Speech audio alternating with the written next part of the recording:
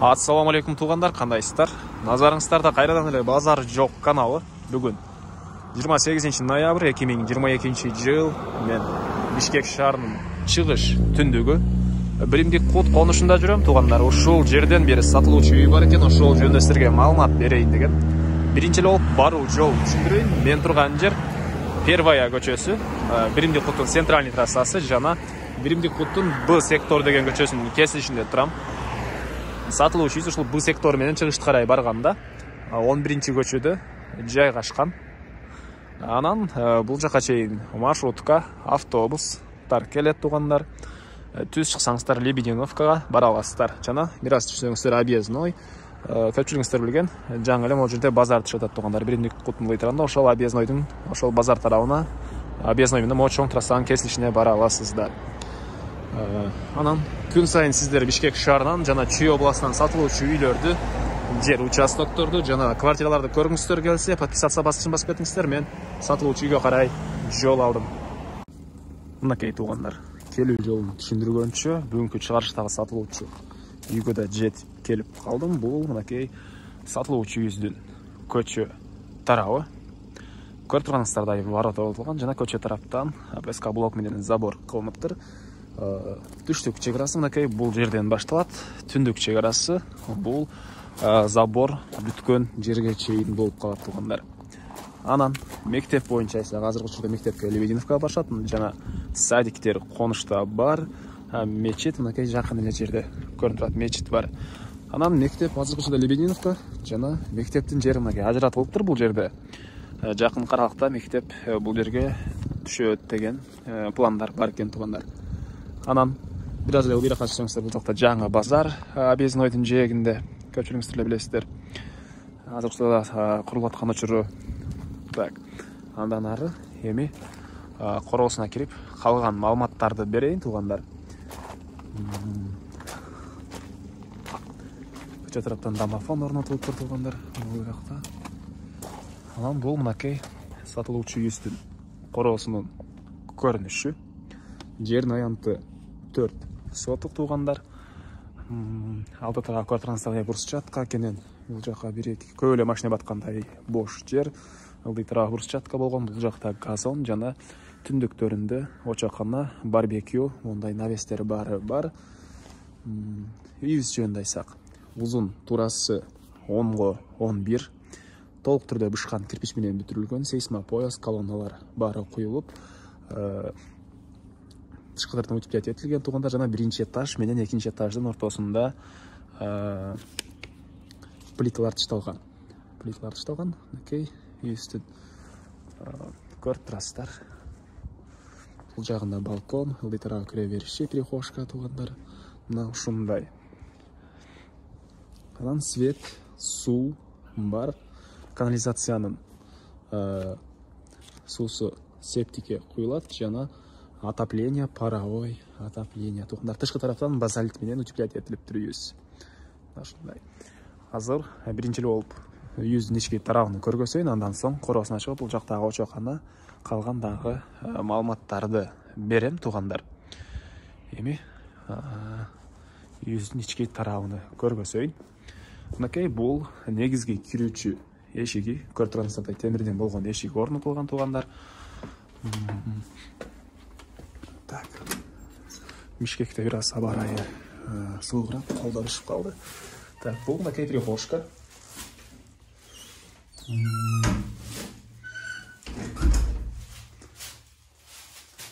Прихожка, пол, кафель, бул да обой, потолок, гипсокартон. Ушул эле жерден оң тарапка бурулсак, бул жакта холл жайгашкан тугандар. Окей. Бул холлдон биз калган бөлмөлөргө өтүп кетип атат экенбиз. Холлдун өзүнүн полу паркет. Дуалдары көрүп турасыздар. Жана ушул эле холлго экинчи ачып кеткен тепкичтер орнотулган тугандар. Анан кирип оң тарапка кирсек, бул жакта чоң зал, Эшиктерде де туугандар мондай сапаттуу эшиктердей көрүнөт. Келсеңиздер эле өзүңүздөр байкап көрсөңүздөр болот. Мынакей бул жакта зал.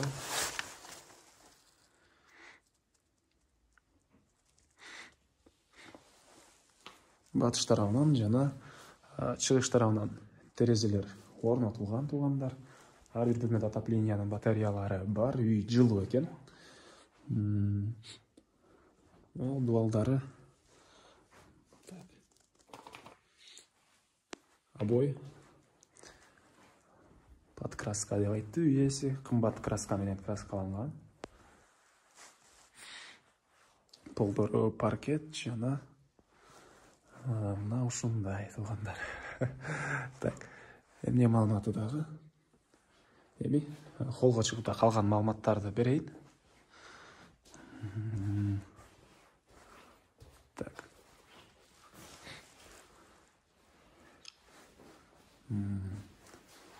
Кире эле сол тарапка кайрылсак, биринчи үйдүн ички тарабында жаткан, андан кийин бул жакта душ, ванна туугандар. Мынакей.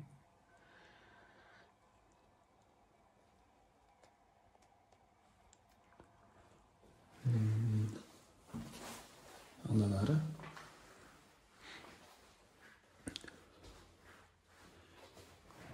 бул жака кирсек кухня жайгашкан. Көрүп тургансыздай кухня мебелдер. Ички тараптан раковиналар суу чыгарылган. Бардык эле бөлмөлөрдүн полдору паркет. Жана сиздер ушул кухнядан эле түз бул жака чыксаңыздар. Отопленияны котелу жайгашкан бөлмө. Мынакей. Отопление котелу жайгашкан бөлмө. Бул жака үйдүн тышкы тарабынан деле өзүнчө эшик менен кирсеңиздер болот. Кааласаңыздар бул жактан деле кирип чыксаңыздар болот туугандар. Андан ары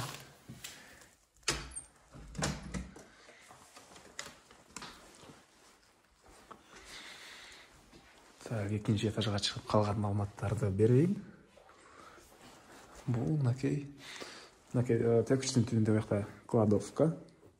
Анын көрүп тургансыздардай жыгачтан болгон тепкичтер орнотулган. Экинчи этажда сиздерге көргөзөйүн. Так, мынакей.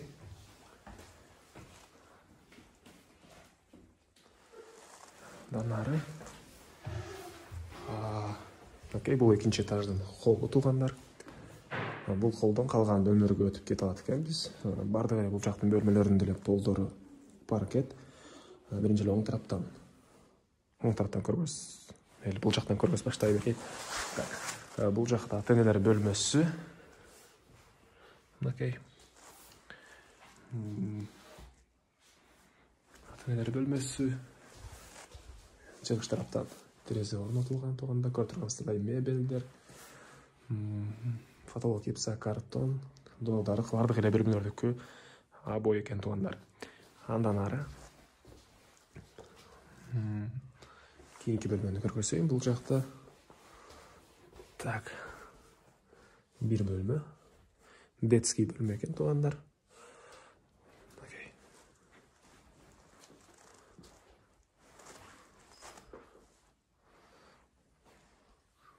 Ушундай потолоктор гипсокартон, отопление батареялары ар бир бөлмөдө бар.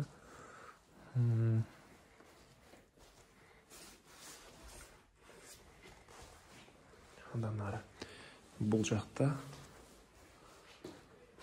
дагы бир детский бөлмө окшойт. Дубалдары обой.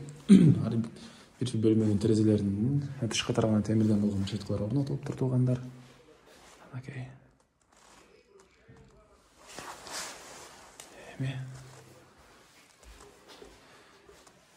Түзеле чыксаңыздар, балконго чыгасыздар. Күндө бир комментарийде өзүңдү көрсөттү деле. Көрсөткөнгө.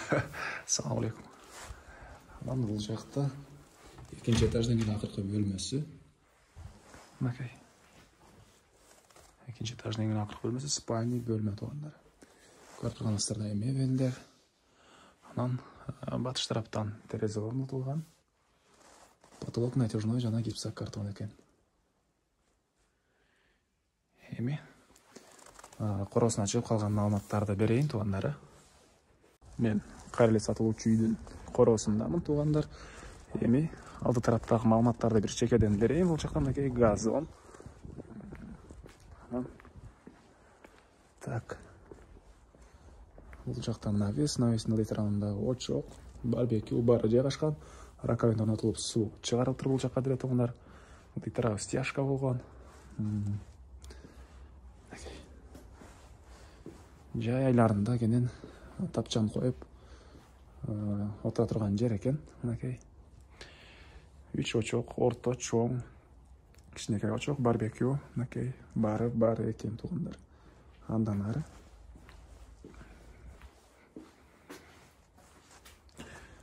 так. Эми үйдүн түштүк тарабын көргөзөйүн да, сатылуучу үйдүн баасын айтайын туугандар. Бул үйдүн түштүк тарабы.